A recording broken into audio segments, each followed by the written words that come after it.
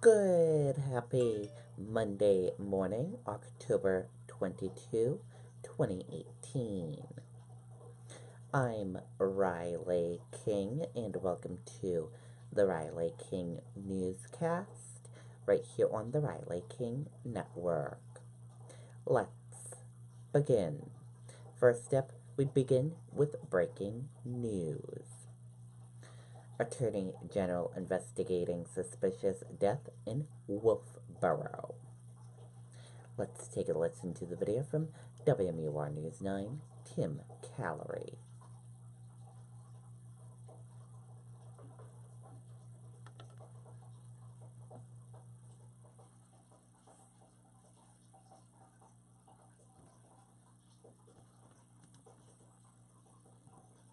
Out the door when it matters most. For more than a decade, he's been right there, everywhere. And when American jobs are on the line, he leads the charge. ABC's World News Tonight with David Muir is America's most watched newscast, and we thank you. All right, we have some breaking news to get to right now in Wolfboro. A police investigation has closed a road in town. Right now, Lakeview Drive is shut down. These are live pictures from the scene. You see two police cruisers right there.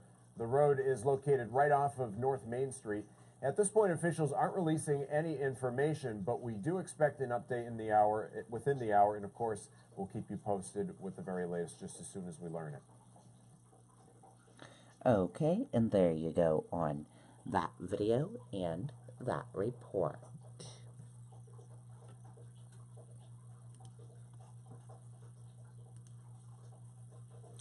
Family of girl killed 25 years ago holds tip campaign.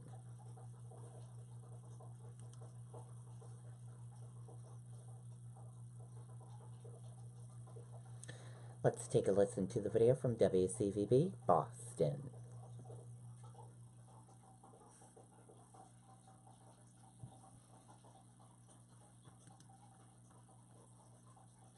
Right now at National Floors Direct, we'll give you 3 full rooms of carpeting, next day installation, padding, everything, all for just $888, and no interest for 1 year. Call National Floors Direct at 888-400-FLOOR. Change is good. Very evening, the family and friends are gathering for a vigil in honor of Holly Peranian. This also happens as the family is working with a cold case consultant trying to get new leads that will hopefully lead to a conviction. Now, to this date, no one has been charged with Holly Peranian's murder. In 1993, Holly was 10 years old, vacationing with her family at her grandmother's house in Sturbridge when Holly went missing after going to see a new litter of puppies. 3 months after she disappeared, Holly's body was found by hunters in Brimfield. 25th anniversary of her body being discovered is this Tuesday, so the family is hosting today's tip campaign here at the Sturbridge Host Hotel, hoping someone will come forward with information.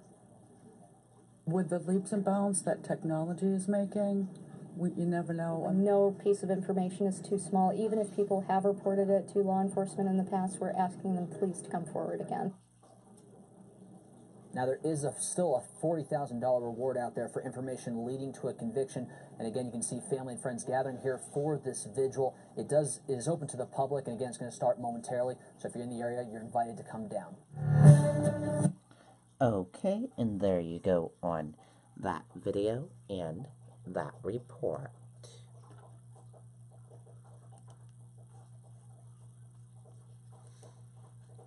Massachusetts man dies in ATV crash in Carthage.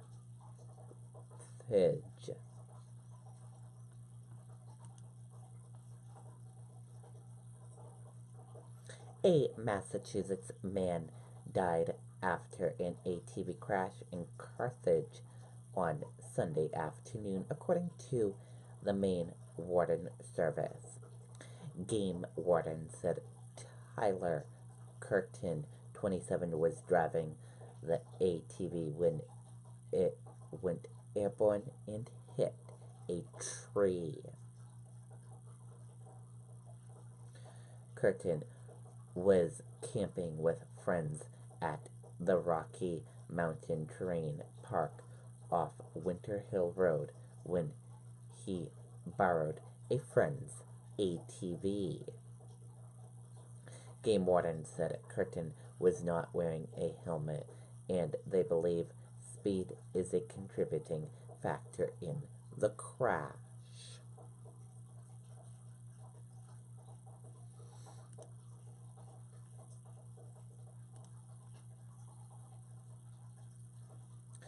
Why an investor thinks U.S. growth could push rates as high as 4.5% and send stocks crashing.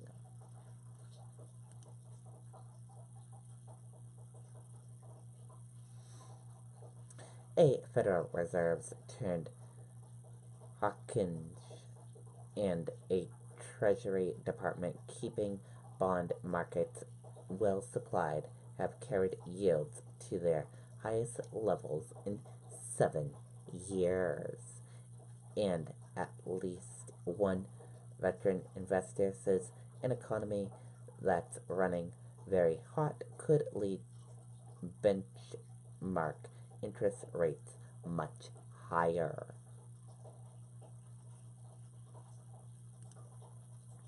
Police in Mexico tried to stop caravan of migrants determined to reach the U.S.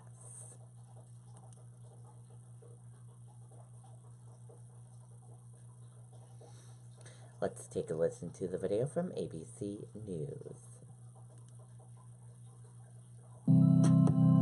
Every child needs clothing to wear, and we discovered we can really help people with disabilities just by doing a few things differently with our Cat and Jack clothing. The really great part about working on this type of product is meeting the families.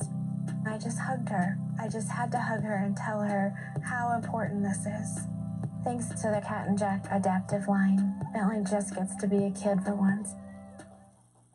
Our senior national correspondent Matt Gutman is on the border of Guatemala and Mexico right now. Matt, what are you seeing and hearing right now? You seem to be right in the middle of it.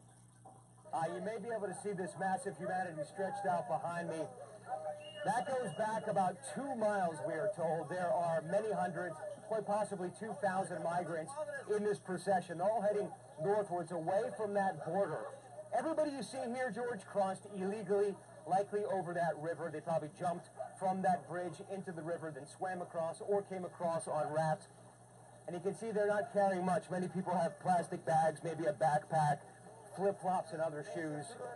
Many of them say they are not criminals, they're not assassins, they only want a better life away from the violence, corruption, and the gangs in their home countries of Honduras and Guatemala. And they say they're going to keep going until they reach the U.S. border, which is about 1,700 miles away. George.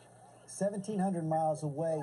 They're going to keep going. The Mexicans have been pulling some of them aside, but do they expect to reach the U.S. border? We don't know what they expect, but at some point we are being sort of shadowed by the Mexican Federal Police. I'm going to get ahead of these people. We are being shadowed by the Mexican Federal Police. They are monitoring this. They brought plane loads of extra federal police here.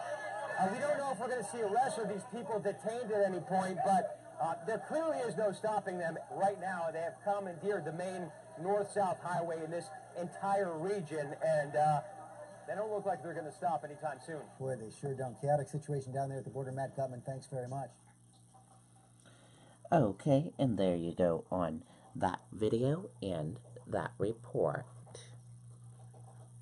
And that did it for the Riley King Newscast right here on the Riley King Network. I hope you all have a great rest of your Monday, and I'll see you back here later on today for another newscast. And I'll have a news report coming up in a little bit. Goodbye, everyone.